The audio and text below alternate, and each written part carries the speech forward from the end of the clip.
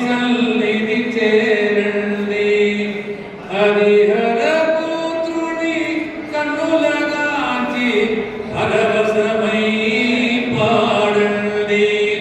స్వామి శరణం అయ్యప్ప, శరణం శరణం అయ్యప్ప.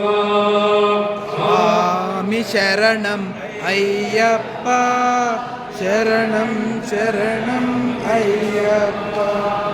మోగిని సుతుడు మొగన రోగని ఒకసారైనా చూడండి.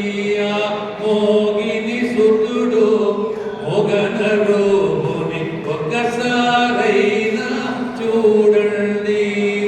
హరిహర పుత్రుని కన్నులగాంచి పరవశమై పాడండి. స్వామి శరణం అయ్యప్ప.